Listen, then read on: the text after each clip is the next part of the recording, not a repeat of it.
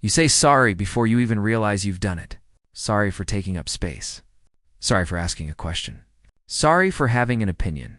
Sorry for existing too loudly, too quietly, too much, not enough. And sometimes when you're alone, you wonder why that word slips out of your mouth so easily, like a reflex, like a shield. You wonder why you feel responsible for everyone's comfort but your own. If that sounds like you, then this isn't just a habit. It's a story, and it's been writing itself inside you for a long time. People who apologize too much are often described as polite, kind, considerate. And yes, sometimes that's true. But there's usually something deeper underneath that softness. Because most people don't apologize excessively because they're courteous. They do it because they learned at some point that peace was safer than truth. That being liked was more important than being real. That shrinking was easier than standing tall. And so you became fluent in sorry not as a word, but as a way of surviving. Psychologically, excessive apologizing is often linked to a heightened sensitivity to social threat. Your brain is always scanning the room, reading faces, measuring tones, anticipating rejection before it happens. It's not that you're weak. It's that your nervous system learned to stay alert. Somewhere in your past, you may have learned that mistakes weren't safe, that expressing yourself led to conflict, that love was conditional. So now, your mind tries to prevent pain before it can arrive. Every sorry becomes a small attempt to keep the world calm. And the strange thing is, you might not even know what you're apologizing for. Sometimes it's just the feeling of existing, of taking up time, energy, attention. You apologize when someone bumps into you. You apologize when you're sick. You apologize for your emotions. That's not politeness. That's hyper-responsibility. That's your brain saying, if anything goes wrong, it must be my fault. And that belief doesn't come from nowhere. It's often born in environments where you had to emotionally manage others, where you learned that harmony depended on you. There's a term in psychology called fawning, trauma response that doesn't get talked about enough. While some people fight and others flee, fawning means you try to please. You smooth things over. You make yourself agreeable. You become easy to handle. Not because you want to, but because your nervous system learned that being liked meant being safe. So you apologize not because you did something wrong, but because you're trying to protect connection. And that's heartbreaking, because it means you've learned to trade your truth for security. But here's the part nobody tells you. Constantly apologizing teaches your brain that you are always at fault. Every sorry becomes a tiny confirmation of that belief. Over time, it doesn't just shape how others see you, it shapes how you see yourself. You start to feel smaller, less certain, less worthy of space. You hesitate before speaking. You second-guess your needs. And slowly, without realizing it, you shrink your own presence to make room for everyone else. Yet, paradoxically, people who apologize too much are often some of the most emotionally intelligent people in the room. You notice shifts in mood. You feel energy. You sense when something is off. You care deeply. That sensitivity is a gift, but when it's paired with fear, it turns into self-erasure.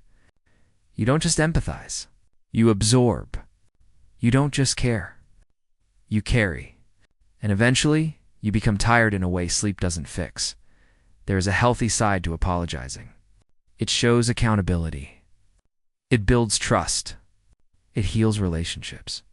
A sincere apology can be one of the most emotionally mature things a person can offer. But excessive apologies don't come from maturity. They come from fear. They don't say, I made a mistake. They say, please don't be mad at me. They say, please don't leave.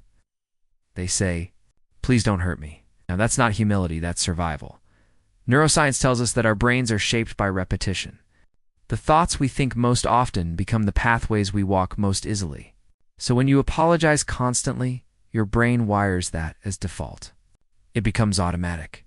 But here's the beautiful, hopeful part. Just as your brain learned this pattern, it can unlearn it. Slowly, gently, with awareness, with compassion, with new experiences that teach you that you don't have to earn your right to exist. Sometimes, people who apologize too much grew up in homes where emotions were unpredictable, where love felt like a test, where silence was dangerous, Where mistakes were magnified? In those environments, you learned to scan for danger, to soothe others, to keep things calm.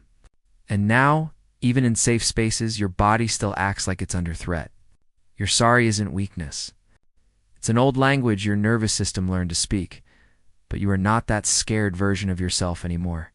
You're here now, and you deserve to take up space without permission. You deserve to speak without shrinking. You deserve to breathe without apologizing for the sound of it. You are allowed to have needs. You are allowed to be inconvenient sometimes. You are allowed to say no. You are allowed to exist without constantly proving that you're not a problem. Imagine what would happen if, instead of apologizing, you paused. If you replaced sorry with presence, with truth, with self-respect. Imagine saying, "Thank you for waiting," instead of "Sorry, I'm late." "I need a moment," instead of "Sorry, I'm being difficult." "It hurt me," instead of "I'm sorry for feeling this way." These are small changes, but they carry massive emotional weight. They slowly teach your brain that your existence is not a burden. This isn't about becoming cold or selfish. It's about becoming honest. About choosing connection over appeasement. About letting people meet the real you, not the version that's constantly trying to be palatable. Because the people who truly belong in your life don't need you to apologize for breathing. They don't need you to make yourself smaller. They don't need you to disappear so they can feel comfortable. So the next time sorry rises in your throat, pause. Ask yourself, did I actually do something wrong? Or am I just afraid of taking up space? That question alone can change your life, because you are not too much. You were just taught to believe you were. And maybe tonight, instead of apologizing for who you are, you can sit with this truth. You were never the problem. You were just trying to survive in a world that didn't always feel safe. So here's the question I want to leave you with. One that might stay with you longer than this video.